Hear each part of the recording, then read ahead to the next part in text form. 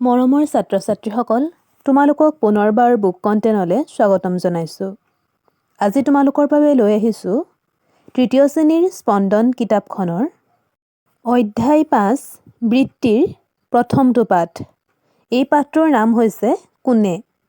এইটো এটা কবিতা হয়। আজি আমি এই কবিতাটোত থকা সমূহ প্ৰশ্ন উত্তৰ আলোচনা কৰিম। কবিতাটো মই অন্য এটা ভিডিঅ'ত তোমালোকক গাই শুনাম। এতিয়া আমি কবিতাটোত থকা প্ৰশ্নসমূহ চাওঁ আহা। ১ নম্বৰ দিছে আলোচনা কৰোঁ আৰু লিখোঁ আহা। ক প্ৰশ্নটো দিছে ঘৰবোৰ কোনে সাজে বুলি কবিয়ে কৈছে। ইয়াৰ উত্তৰ হ'ব ঘৰবোৰ মিস্ত্ৰীয়ে সাজে। খ প্ৰশ্নটো দিছে মিস্ত্ৰীয়ে ঘৰৰ বাহিৰে আন কি কি সাজে। ইয়াৰ উত্তৰত লিখিবা ঘৰৰ বাহিৰে চকী মেজ আদি সাজে।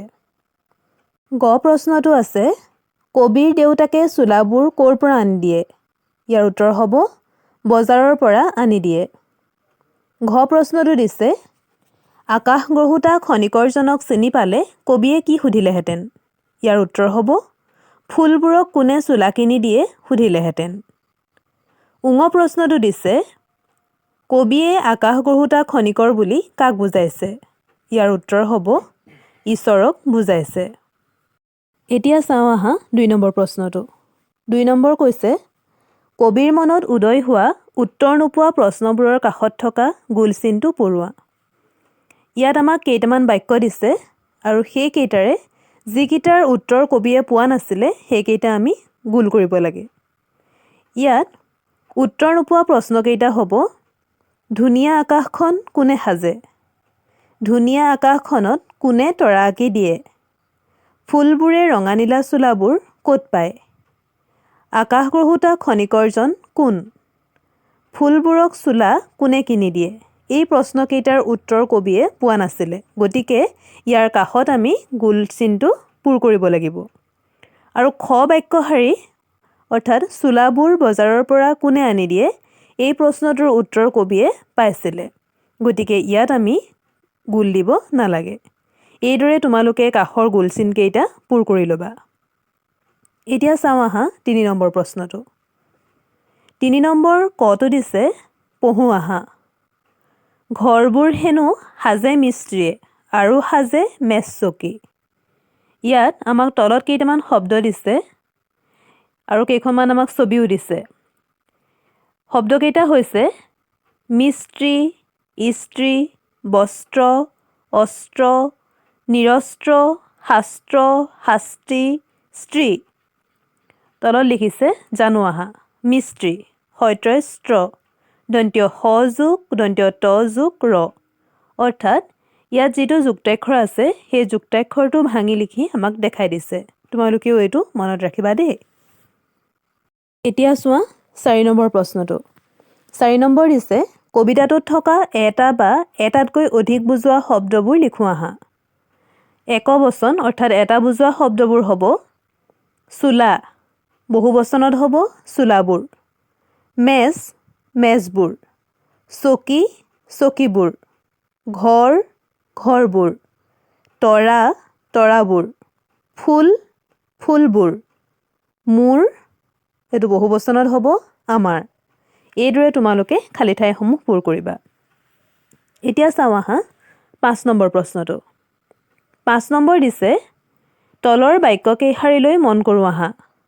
মিস্ত্ৰীয়ে ঘৰ সাজে, খনিকৰে আকাশ গঢ়ে। এনেদৰে কি কি সাজে আৰু কি কি গঢ়ে লিখোঁ আহা।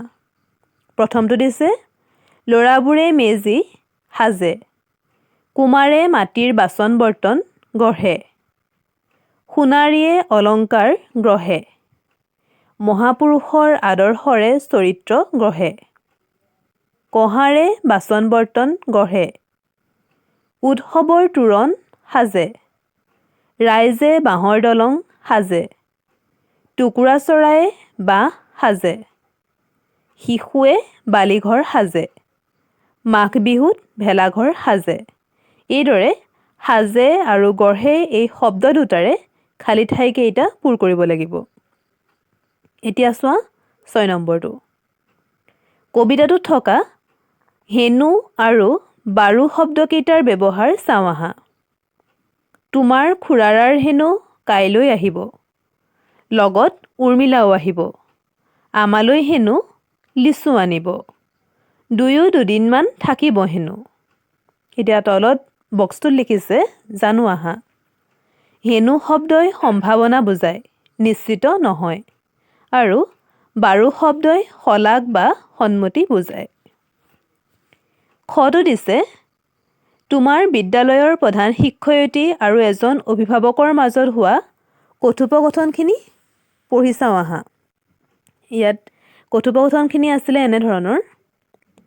প্ৰথমতে কৈছিলে আপোনাৰ কথাটো ভাবি চাম বাৰু, ল'ৰাজনৰ নাম কি আছিল বাৰু?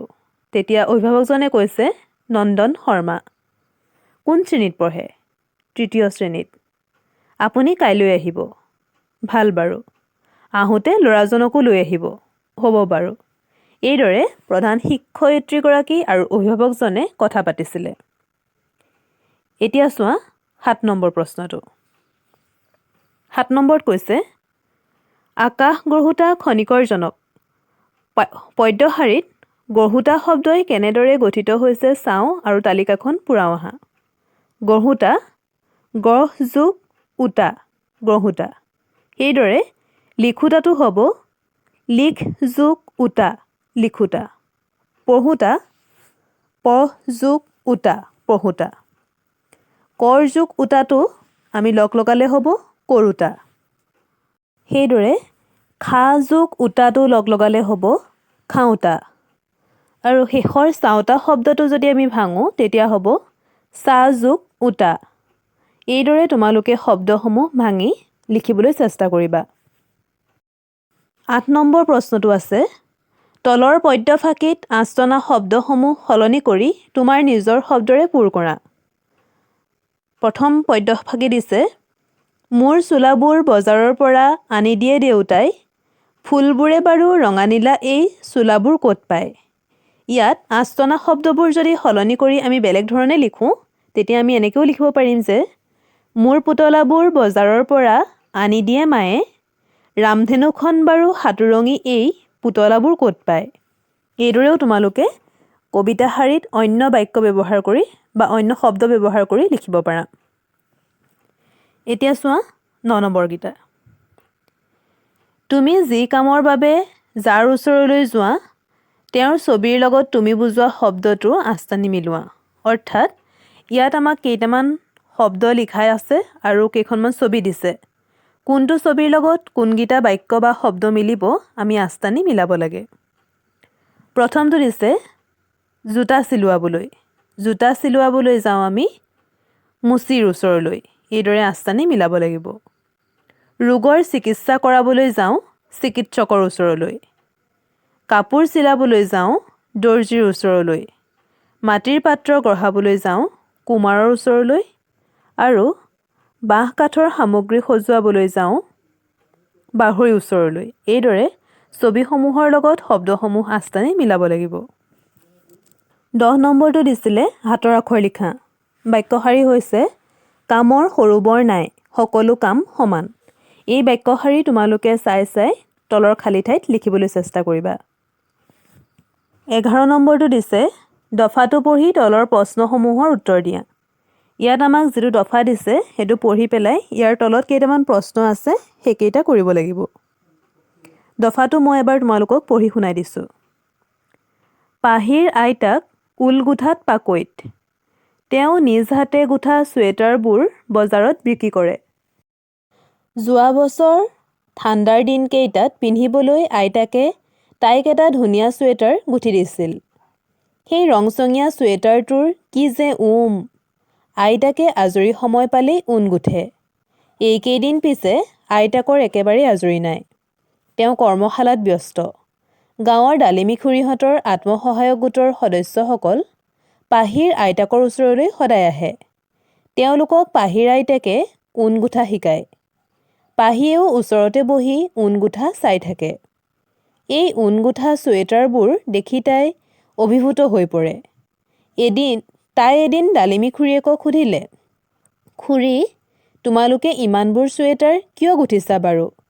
খুৰীয়েকে মিচিকিয়াই ক'লে, যে এইবাৰ তেওঁলোকে গাঁৱৰ মেলাত এই চুৱেটাৰবোৰ বিক্ৰী কৰিব। খুৰীয়েকৰ কথা শুনি পাহিয়ে ক'লে, তোমালোকে দেখোন এটা ঊণ গুঠা মেচিনো কিনি চুৱেটাৰ গুঠিব পাৰা। তেনে কৰিলে তোমালোকে কম সময়ৰ ভিতৰত বেছিকৈ গুঠিব পাৰিবা। আয়ো বাঢ়িব। এইটোৱে আছিল দফাটো।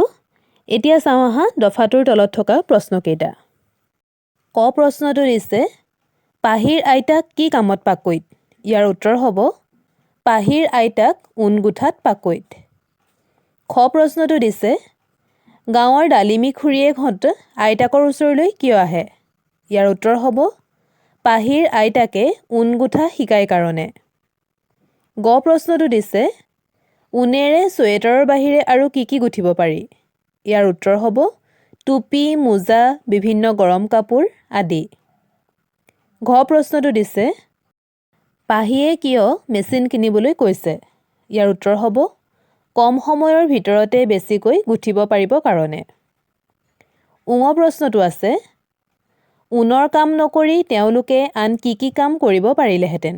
ইয়াৰ উত্তৰত লিখিব পাৰিবা, কাপোৰ চিলোৱা, আচাৰ বনোৱা, শাক পাচলিৰ খেতি কৰা, মাছ পালন, লাৰু পিঠা বনোৱা আদি। 12 নম্বৰ প্ৰশ্নটো দিছে, ইতিমধ্যে তোমালোকে পাঠটোত কমা, দাঢ়ি, প্ৰশ্নবোধক, ভাৱবোধক, ঊৰ্ধ্বকমা, জ্যোতিচিহ্নবোৰ ব্যৱহাৰ পাই আহিলা। এতিয়া তলৰ বাক্য দুটাত যথাস্থানত জ্যোতিচিহ্নবোৰ বহুৱাও আহা। ক বাক্য শাৰী দিছে, আইতাকে গুঠা চুৱেটাৰটো কিমান যে ধুনীয়া, ইয়াৰ পাছত দাঢ়ি বহিব। খ বাক্য শাৰী দিছে, এদিন তাই ডালিমী খুৰীয়েকক সুধিলে, তোমালোকে কিয় ঊণ গুঠা শিকিছা বাৰু? ইয়াত এদিন তাই ডালিমী খুৰীয়েকক সুধিলে, তাৰ পাছত হ'ব কমা, তোমালোকে কিয় ঊণ গুঠা শিকিছা বাৰু? তাৰ পাছত হ'ব প্ৰশ্নবোধক চিন। ইমানখিনি আছিলে এই পাঠটোৰ প্ৰয়োজনীয় প্ৰশ্ন উত্তৰ। আজিলৈ ইয়াতে সামৰিছোঁ দেই। ধন্যবাদ।